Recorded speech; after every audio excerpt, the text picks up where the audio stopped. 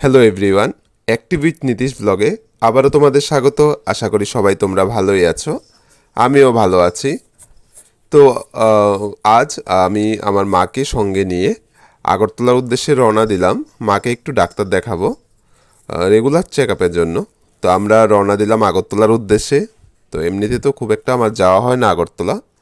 তো এখন আমরা গাড়িতে করে আমি আর আমার মা আমরা একসাথে রওনা দিচ্ছি। তো যাবার পথে আমরা কিছু কিছু দৃশ্য তোমাদের সামনে তুলে ধরছি, যে পথে কেমন লাগে চারপাশটা, এই সবটা জিনিসই তোমাদের সাথে আমি তুলে ধরছি।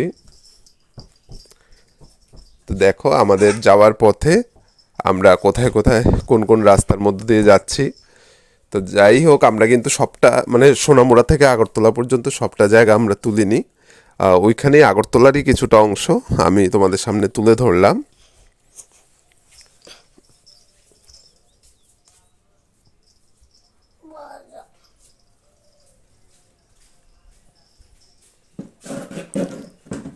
কেউ বলতে পারবে যে এই ব্রিজটি কোথায় আছে? লোকেশনটি কেউ বলতে পারবে? তাহলে অবশ্যই আমাকে জানাবে যে এই ব্রিজটি কোন জায়গার ব্রিজ আগরতলার। আমি যেটা তুললাম এখন ব্রিজটা, তো আমাকে অবশ্যই কমেন্টে জানাবে যে এই ব্রিজটি কোথায় আছে। তো তারপর ডাক্তার দেখানোর পর আমরা চলে গেলাম মাকে নিয়ে শ্রীকৃষ্ণ মন্দিরে, যেটা রাজবাড়ির পাশেই আছে। তো সেই শ্রীকৃষ্ণ মন্দিরে প্রথমে অনেক দিন ধরে যাওয়া হয়নি, তো ভাবলাম যে আচ্ছা আজকে একটু সময় আছে একটু যাই। তো আমি আর আমার মা আমরা দুজনেই শ্রীকৃষ্ণ মন্দিরের উদ্দেশ্যে রওনা দিলাম। তো মন্দিরটি দেখো এত সুন্দর, ভেতরটা চারপাশটা শুধুই সাদা, ধপধপে সাদা দেখা যাচ্ছে। আর এই দেখো ঠাকুরটি, শ্রীকৃষ্ণ ঠাকুর, পাশে তার বাহন আছে। তো খুবই সুন্দর লাগছে দেখতে। দেখো একদম দেখে মনে হচ্ছে যেন সোনায় মোড়ানো ঠাকুর, একদম পুরোপুরি গোল্ডেন কালার হয়ে আছে।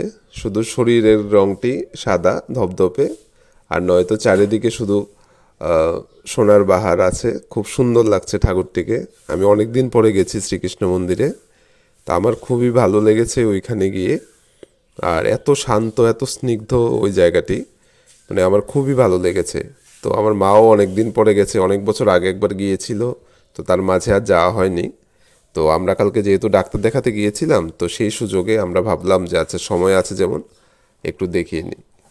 তো ঠাকুরের দর্শন করতে পেরে খুবই ভালো লেগেছে। তো এটি আমার ছোট্ট ব্লগ ছিল। তো এই ঠাকুরের দর্শন করলাম, ঠাকুরের আশীর্বাদ নিলাম।